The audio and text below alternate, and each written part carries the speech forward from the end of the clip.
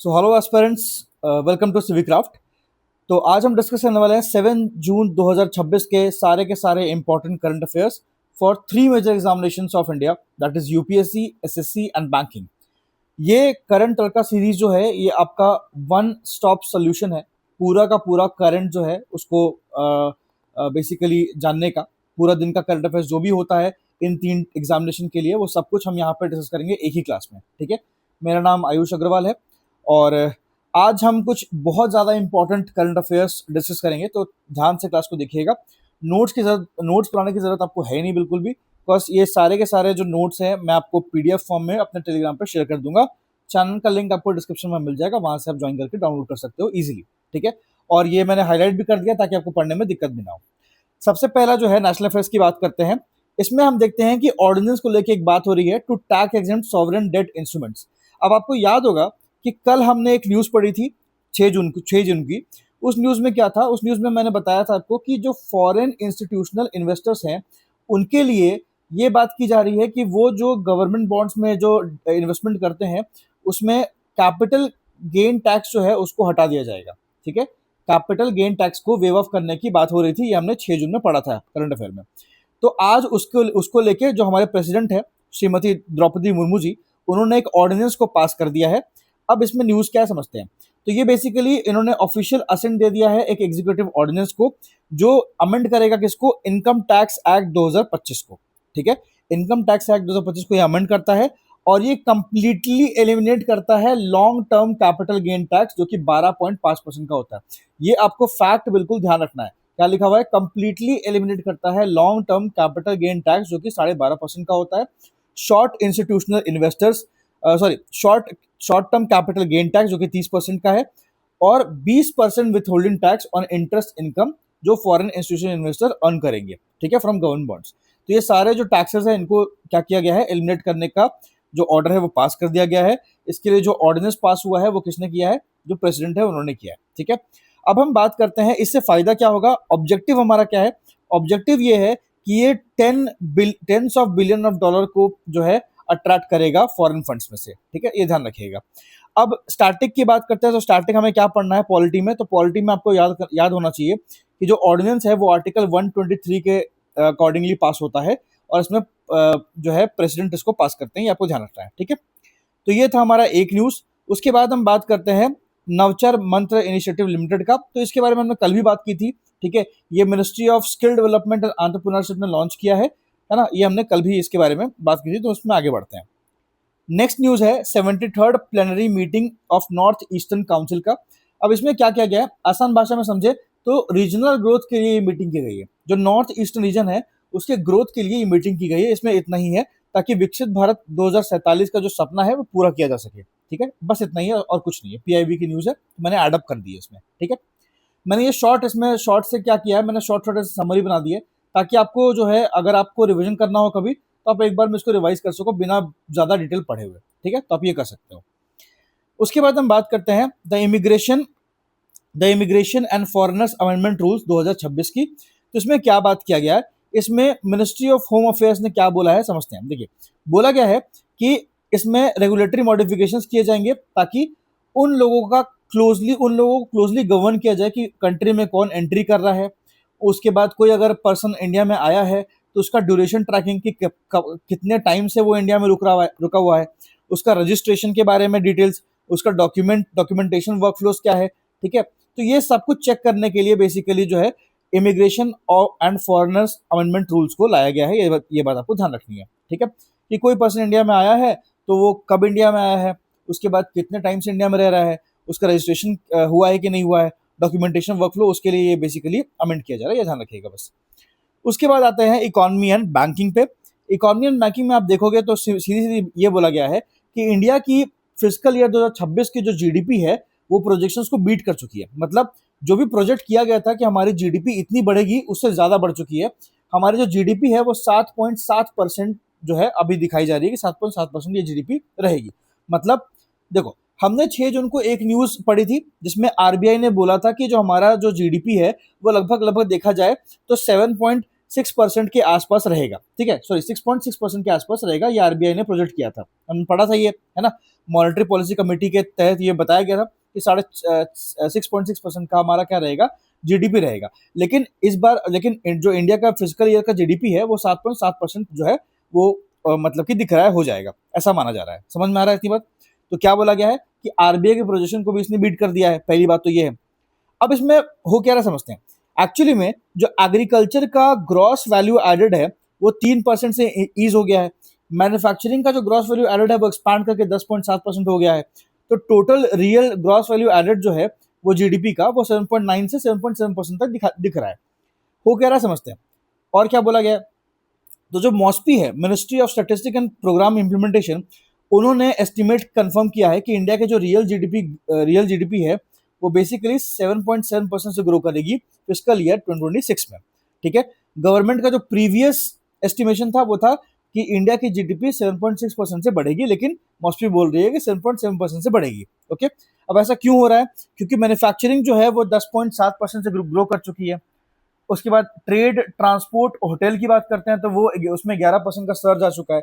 इसीलिए ऐसा दिख रहा है कि इंडिया की जो जीडीपी है वो 7.7% से ग्रो करेगी। तो आपको ध्यान रखना है कि इसमें किसने किसने क्या क्या बोला है। तो आरबीआई ने बोला था कि 6.6% होगा और मॉस्पी बोल रही है कि 7.7% होगा। ठीक है, ये ध्यान रखना है। उसके बाद आपको क्या करना है, इकोनॉमी में जाकर जीडीपी और जीवी एक बार रीड कर लीजिएगा कि जीडीपी क्या होती है और जीवी क्या होती है। ठीक है, अब हम बात करते हैं थर्ड करंट अफेयर की, जो कि है आरबीआई ने ओवरसीज बोरिंग रूल्स को ईज कर दिया है। अब इसमें किया क्या है वो समझते हैं। देखो, अब हो क्या रहा है कि आरबीआई ने concessional foreign exchange swap facility बनाई है। क्या बनाई है? Concessional foreign exchange swap facility. ये क्यों किया है? ये इसलिए किया है ताकि जो पब्लिक सेक्टर अंडरटेकिंग यानी जो पीएसयूज हैं, पीएसयू जो लोन लेती है उसको लोन लेने में दिक्कत ना हो, है ना, और बोरोइंग कॉस्ट जो है वो ज्यादा उसको ना लगे, इसीलिए इसको लाया गया। इसमें बहुत कुछ ज्यादा है नहीं। ठीक है, आरबीआई के बुलेटिन का न्यूज है, बहुत इंपॉर्टेंट एग्जाम के लिए नहीं है। बैंक के लिए अगर आप प्रिपेयर कर रहे हैं तो शायद आपके लिए इंपॉर्टेंट हो सकता है, बट ऐसे नहीं है। ठीक है, तो एक बार रीड कर लीजिएगा इसको। इसमें एक बात ध्यान रखिएगा, अगर आप यूपीएससी या एसएससी के एस्पिरेंट है तो आपको ये पता होना चाहिए कि रीड क्या होता है। रीड क्या होता है? Real effective exchange rate. ठीक है, ये एग्जाम में पूछा गया क्वेश्चन है, यूपीएससी में भी एसएससी में भी। चलिए आगे बात करते हैं। उसके बाद क्या है? Undisclosed preferential deposit rates prohibit under fair practices code. अब इसमें क्या बोला गया है? इसमें ये बोला गया है, भाई देखो, सिंपल आरबीआई ने ये बोला है कि अगर कोई देखो जितने भी बैंक्स इंडिया में हैं, सारे के सारे बैंक्स अलग अलग रेट्स पे लोगों को मतलब पैसे जो है वो लोन पे देते हैं। ठीक है, अलग कस्टमर्स के लिए अलग रेट होते हैं, ये मैं समझता हूं। लेकिन यहाँ आरबीआई क्या बोल रही है कि आप जो भी लोन देते हैं, जो भी इंटरेस्ट रेट पे दे रहे हैं, उसको आपको डिस्क्लोज करना पड़ेगा। कोई भी सीक्रेट नहीं रखना है। ठीक है, ऐसा नहीं है कि आप कोई कुछ कस्टमर्स को कुछ अलग इंटरेस्ट रेट पे लोन दे रहे हो लेकिन आप उसको डिस्क्लोज ही नहीं कर रहे हो, है ना, उसको सीक्रेट रख रहे हो, तो वो गलत है, क्योंकि वो अनएक्सेप्टेबल है, क्योंकि वो फेयर प्रैक्टिस कोड में नहीं आता है। आप अगर किसी को भी किसी भी रेट पे लोन दे रहे हो तो आपको उसको डिस्क्लोज करना पड़ेगा, भले ही वो आपको प्रीमियम कस्टमर क्यों नहीं हो। ऐसा होता है बैंक्स में, क्या होता है, कुछ प्रीमियम कस्टमर्स होते हैं तो उनके लिए क्या होता है कि जो लोन है वो कॉमन पीपल से कम रेट पे उनको मिलता है। ठीक है, तो उसमें कुछ गलत नहीं है, बिकॉज वो बड़े लोग हैं और वो आपसे रेगुलरली लोन लेते हैं और रीपे करते हैं, तो उसमें कोई दिक्कत नहीं है, बैंक्स को करती है। लेकिन यहाँ पे बोला जा रहा है कि अगर आप उनको कोई भी इंटरेस्ट रेट पे लोन दे रहे हो तो आपको उसको डिस्क्लोज करना पड़ेगा, आप उसको सीक्रेट नहीं रख सकते हो। ठीक है, आरबीआई ये बोल रही है, ये बात ध्यान रखेगी। उसके बाद बात करते हैं तो एनपीसीआई। ठीक है, एनपीसीआई क्या बोल रही है? National payment corporation of India.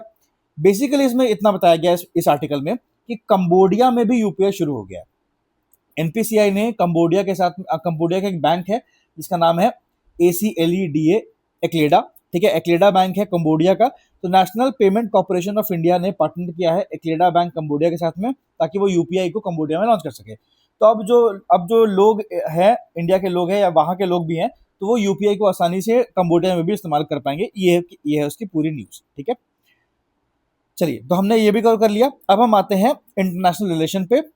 अभी देखो एक बात चल रही है न्यूज में कि India US trade pact first tranche finalise for mid July launch. अभी ये लॉन्च हुआ नहीं है, तो जब ये लॉन्च हो जाएगा तब बात करेंगे। मिनिस्ट्री ऑफ कॉमर्स में ये न्यूज आई थी, मैंने कवर कर ली है। ठीक है, देखो एक बात मैं आपको बता दूं, जितने भी न्यूज यहाँ पर मैं लेकर आता हूँ, आर्टिकल्स लेकर आता हूँ, ये कोई एक सोर्स से नहीं है, डिफरेंट सोर्स में इसमें रेफर करता हूँ।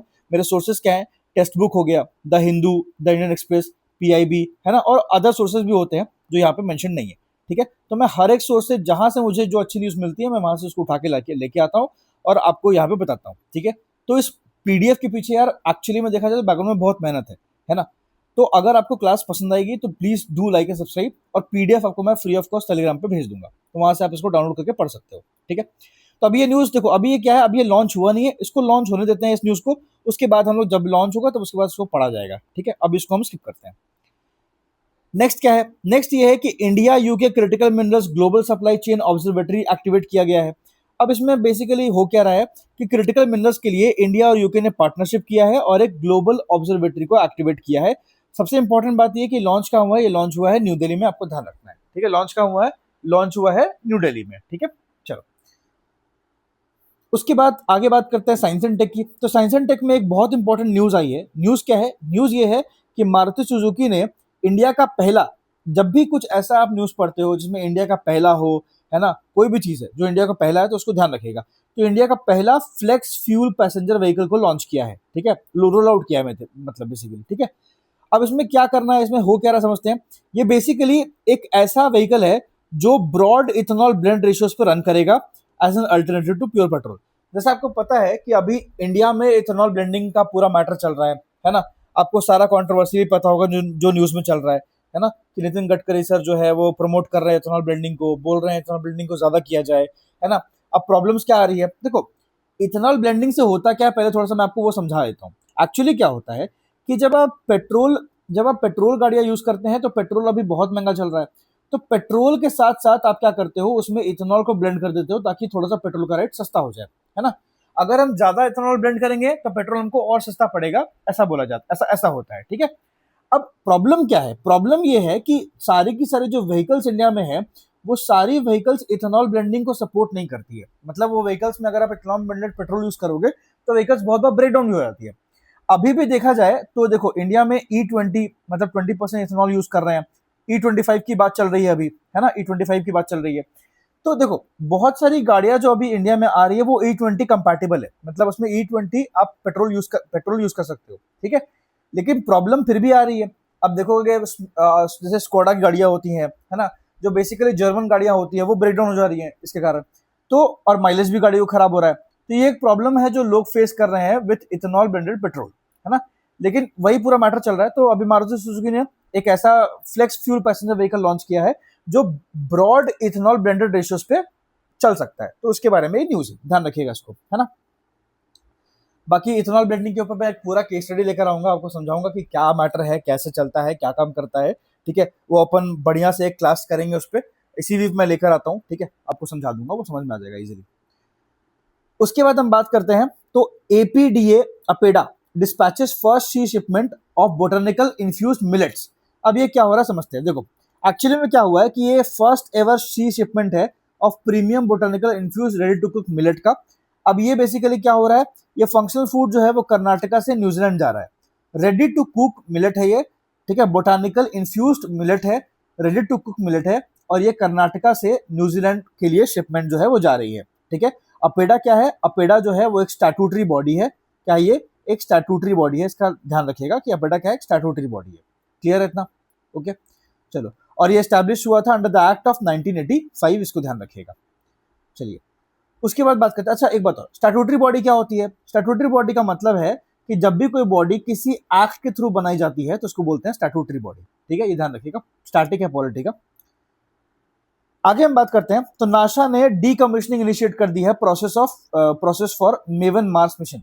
देखो अब आसान भाषा में समझाता हूँ कि हुआ क्या। हुआ ये है कि नासा ने बहुत पहले एक मिशन लॉन्च किया था, इसका नाम था मेवन मार्स मिशन, ठीक है। तो ये जो मिशन है वो बेसिकली मार्स को स्टडी करने के लिए नासा ने लॉन्च किया था। अब प्रॉब्लम क्या हो गई है, प्रॉब्लम ये हो गई है कि ये जो मिशन है अब इसको ये पूरी तरह से देखा जाए तो इंटरनल फेलियर कारण इसको रिकवर नासा नहीं कर पा रही है। तो अब इस मिशन को नासा डीकमीशन कर रही है, मतलब इस मिशन को रोक रही है, बंद कर रही है ना। बहुत पहले लॉन्च हुआ था और इसका जो ऑब्जेक्टिव है वो बेसिकली देखा जाए तो 1 साल के लिए था, लेकिन ये काफी टाइम चल गया ऑलरेडी, तो अब इसको डीकमीशन किया जा रहा है। ये पूरी की पूरी न्यूज है, ठीक है। तो मेवन स्पेसक्राफ्ट है, मार्स के ऑर्बिट में गया है। System anomaly review board audit, ठीक है, डिक्लेयर्ड अनरिकवरेबल डीकमीशनिंग जो है शुरू हो चुकी है इसकी। मेवन का मतलब क्या है, Mars atmosphere and volatile evolution. तो नाम ध्यान रखना है क्या है, Mars atmosphere and volatile evolution. ये वर्ल्ड का first robotic probe dedicated exclusively to charting the Martian upper atmosphere, Mars का अपर एटमोस्फेयर को स्टडी करने के लिए था ये, ठीक है, एंड आयोनोस्फेरिक सोलर विंड डीके। तो ध्यान रखिएगा, वर्ल्ड का पहला रोबोटिक प्रोब मिशन था ये, मेवन मार्स मिशन नासा का, ठीक है। चलो आगे बात करते हैं। तो आगे न्यूज क्या है कि astrophysicist map atmospheric weather on gaseous planet, gaseous exoplanet वास्प 94AB। तो बस आपको ध्यान रखना है कि एक एक्सोप्लैनेट का नाम है न्यूज में, गैसियस एक्सोप्लैनेट है ये, नाम क्या है, वास्प 94AB, बस इतना ही ध्यान रखिए फिलहाल।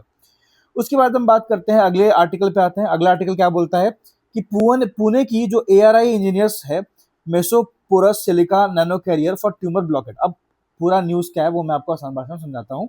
आसान भाषा में न्यूज ये है कि हो क्या रहा है, समझो।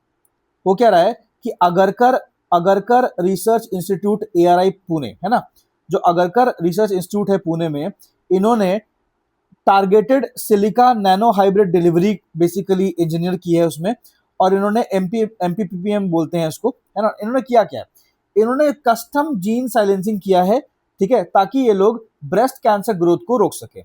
ब्रेस्ट कैंसर ग्रोथ को रोकने के लिए इन्होंने कस्टम जीन साइलेंसिंग की है, ठीक है, ताकि वो ब्रेस्ट कैंसर जो मेलिग्नेंट एरिया है वहां पे ब्रेस्ट कैंसर फैल ना सके, ठीक है। तो ये किसने किया है, अगरकर रिसर्च इंस्टीट्यूट पुणे ने। इन्होंने क्या किया है, इन्होंने इंजीनियर किया है एक targeted silica nano hybrid delivery. इन्होंने कस्टम जीन साइलेंसिंग के थ्रू ब्रेस्ट कैंसर को सप्रेस करने का तरीका ढूंढा, ठीक है। ये पूरा का पूरा न्यूज है, ध्यान रखिएगा इसको। आगे बात करते हैं एनवायरमेंट एंड इकोलॉजी का। इस आर्टिकल में क्या है, यहां पे ये बोला गया है कि यूनियन कैबिनेट ने अप्रूव किया है clean mobility replacement scheme for Delhi NCR। अब यहाँ पे हो क्या रहा है समझते हैं, बहुत इंपॉर्टेंट न्यूज है, अच्छे से समझिएगा। यहाँ पे ये बोला गया है कि दिल्ली में क्या बोला गया है कि रिप्लेसमेंट किया जाएगा जो भी पुराने कमर्शियल ट्रक्स हैं और बसेस हैं अक्रॉस दिल्ली NCR रीजन, ठीक है। इन पुराने कमर्शियल ट्रक्स, इन पुराने कमर्शियल बसेस को रिप्लेस करके इनको रिप्लेस किया जाएगा BS6 या उससे हायर कॉम्प्लायंट हेवी व्हीकल के साथ में। तो आपको पता होगा कि BS4 BS6 व्हीकल्स आते हैं अब, है ना। तो जो भी पुराने ट्रक हैं या पुराने बसेस हैं उनको हटा के BS6 या उससे हायर वेरिएंट के व्हीकल्स को लाया जाएगा, ऐसा बोला गया है। और उसमें एक एक्सेप्शन है। एक्सेप्शन क्या है कि गवर्नमेंट की जो गाड़ियां हैं वो इस सब्सिडी प्रोग्राम में नहीं आती है, ध्यान रखिएगा। इसमें कोई भी गवर्नमेंट गाड़ी इस सब्सिडी स्कीम में नहीं आती है ना। ये बाकी लोगों के लिए, गवर्नमेंट गाड़ियों के लिए नहीं है ये सब्सिडी स्कीम बेसिकली, ठीक है। और क्या बोला जा रहा है ये, अब इसमें एक और एनालिटिक क्या है कि जो हेवी ट्रक है और पैसेंजर बसेस हैं वो ऐसे तो 4.7% है। मतलब ये जो भी देखो, जो भी रीजनल फ्लीट है गाड़ियों का जो भी ग्रुप है उसका सिर्फ और सिर्फ 4.7% ही है ट्रक या बसेस की, जब हम बात करते हैं तब, ठीक है, सिर्फ 4.7% है। लेकिन 4.7% के होने के बावजूद भी आप देखोगे कि लगभग 36% जो पूरा का पूरा जो पोल्यूशन है वो ये गाड़ियां करती हैं, ठीक है। इसीलिए इनको रिप्लेस करने की बात जो है वो की जा रही है। आई होप इतना आपको समझ में आ गया होगा। और ये गाड़ियां जो है, ये 4.7% जो गाड़ियां हैं, ये 63% लोकल नॉक्स एमिशन करती है। नॉक्स मतलब नाइट्रोजन डाइऑक्साइड, ठीक है, ये ध्यान रखिएगा। सॉरी, नाइट्रोजन ऑक्साइड, नॉक्स मतलब नाइट्रोजन ऑक्साइड, ठीक है। तो 63% नाइट्रोजन ऑक्साइड ये लोग रिलीज करते हैं। तो ये पूरा का पूरा न्यूज है। उसके बाद देखते हैं आगे का न्यूज। आगे का आर्टिकल क्या बोलता है, synchronised estimation logs 4.6% growth in endangered Nilgiri tahr population. ये स्पीसीज इन न्यूज वाला क्वेश्चन है, ध्यान रखिएगा इसको। अब इसमें क्या बोला गया समझते हैं। हुआ ये है कि एक थर्ड सिंक्रोनाइज काउंट किया गया है अंडर प्रोजेक्ट नीलगिरी ताहर, ठीक है। इस प्रोजेक्ट ने, इस काउंट ने कंफर्म किया है कि तमिलनाडु में जो पॉपुलेशन है वो 1364 इंडिविजुअल्स हो चुकी है नीलगिरी ताहर की। मतलब तमिलनाडु में 1364 नीलगिरी इंडिविजुअल्स हो चुके हैं। और हम बात करते हैं अगर पोलाची फॉरेस्ट डिवीजन की, तो पोलाची फॉरेस्ट डिवीजन जो है उसने हाईएस्ट डेंसिटी रिकॉर्ड की है with 438 individuals of Nilgiri tahr. और अनामलाई हिल्स की बात करते हैं तो वहां पे 44.87 टोटल सेट काउंट है, ठीक है। तो आपको ध्यान रखना है कि प्रोजेक्ट नीलगिरी ताहर के अकॉर्डिंग हमने ये देखा है कि जो तमिलनाडु में जो नीलगिरी ताहर की पॉपुलेशन है वो 4.6% से बढ़ गई है, ओके। ये आपको जानना है, इसमें ग्रोथ आया है, मतलब नीलगिरी ताहर की पॉपुलेशन बढ़ रही है और ये अच्छी बात है एनवायरमेंट के लिए। क्लियर इतनी बातें, ये आपको ध्यान रखना है, ठीक है। ये स्टैटिक पोर्शन आप जो है एक बार रीड कर लीजिएगा। आगे हम बात करते हैं mega science vision 2035 warns of instrument import dependence. यहाँ पे क्या बात हो रही समझते हैं। यहाँ पे सिंपली ये बोला गया है कि MSV 2035 report on climate research एक क्रिटिकल अलार्म रेस करता है, स्टेटिंग कि India has significantly lost its baseline capacity to manufacture indigenous scientific climate monitoring instrument. कि इंडिया जो है, इंडिया में अब वो कैपेसिटी नहीं बची है कि वो indigenous scientific climate monitoring instrument बना सके। ये एमएसवी 2035 रिपोर्ट बोलती है, ठीक है। और इसमें ये कहना है कि हम लोग हेविली डिपेंड कर रहे हैं दूसरे कंट्रीज पे इन इंस्ट्रूमेंट्स के लिए, समझ रहे हो। तो ये बेसिकली डेटा इंटीग्रिटी को कॉम्प्रोमाइज करती है। इसके बारे में एक न्यूज़ है, बहुत इंपॉर्टेंट नहीं है बट ठीक, ध्यान रखिएगा। उसके बाद आगे बात करते हैं, अगले आर्टिकल पे आते हैं, structuring the long term liquidity paths, ठीक है। अब इसमें क्या बोला गया है, देखो इसमें बोला गया है कि massive net zero funding deficit, mobilisation of public private blending capital और deployment to low carbon infrastructure. अब इसमें कुछ ऐसा इंपॉर्टेंट चीज तो है नहीं, ठीक है, लेकिन एक बार देख लेते हैं कि बोल क्या रहा है। Analytical policy frames highlight the intense focus required to overall domestic financial network. Funding India's climate future refers to strategic mobilisation, allocation and deployment of large scale public private blended international risk capital pools to achieve this national target. तो अभी इसमें ऐसा कुछ important news है नहीं, इसको हम skip करते हैं। अवार्ड्स एंड ऑनर्स में हमारे पास आज कोई न्यूज नहीं है, जिसको हमने ब्लैंक छोड़ा हुआ है। स्पोर्ट्स में भी कोई अभी फिलहाल न्यूज है नहीं, जिसको ब्लैंक छोड़ा हुआ है। डिफेंस की बात करते हैं, तो डिफेंस में क्या है, इंडिया ने BrahMos supersonic missile supply pact किया है वियतनाम के साथ, ये ध्यान रखिएगा, पीआईबी की न्यूज है। तो इंडिया ने एक strategic BrahMos supersonic missile supply pact किया है किसी वियतनाम के साथ में। तो ये शांग्री-ला डायलॉग हुआ था सिंगापुर में, वहां पे डिफेंस सेक्रेटरी ने कंफर्म किया है कि इंडिया जो है वो डील कर रहा है वियतनाम के साथ में ब्राह्मोस क्रूज मिसाइल के लिए। अब एक ब्राह्मोस क्रूज मिसाइल क्या है, ये एक एंटी शिप मिसाइल है, ध्यान रखिएगा, एंटी शिप मिसाइल है। और फिलीपींस हमारा पुराना जो कस्टमर है फिलीपींस है, ठीक है। अब हमने वियतनाम के साथ भी किया है डील। कहाँ पे हुआ ये, शांग्री-ला डायलॉग सिंगापुर में। तो हमारे पास इंपॉर्टेंट डेज थी में कुछ नहीं है आज, बुक्स एंड आंसर में भी कुछ नहीं है। पर्सनल न्यूज की बात करते हैं। पर्सनल न्यूज में आप देखोगे तो स्वामीनाथन जानकी रमन को वापस से आरबीआई का डिप्टी गवर्नर अपॉइंट किया गया है, ये आपको ध्यान रखना है, इंपॉर्टेंट न्यूज है। रिपोर्ट्स और इंडेक्सेस की बात करते हैं, तो sample registration system track shifting family demographic and gender disparity, एक अच्छा न्यूज है, इसको ध्यान रखिएगा। इंडेक्स में आया था, मैं बताता हूँ हुआ क्या है। हो क्या रहा है, देखो बोला जा रहा है कि individuals living single after marriage, जो भी इंडिविजुअल्स शादी के बाद सिंगल रह रहे हैं, सिंगल क्यों रहेगा आदमी, अगर आदमी की शादी हो गई है तो सिंगल क्यों रहेगा, सिंगल तब रहेगा जब या तो विडो हो चुकी है, कोई लेडी है तो विडो हो चुकी है, या तो वो डाइवोर्स्ड है, या तो वो सेपरेट हो चुके हैं, ठीक है।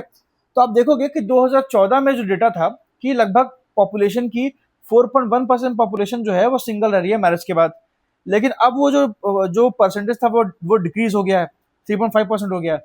मतलब ये है कि जो लोग सिंगल रहते थे पहले शादी के बाद, अब लोग सिंगल नहीं रहना चाह रहे हैं, अब बेसिकली लोग जो है वो शादियां कर ले रहे हैं, वापस से किसी रिलेशनशिप में आ जा रहे हैं।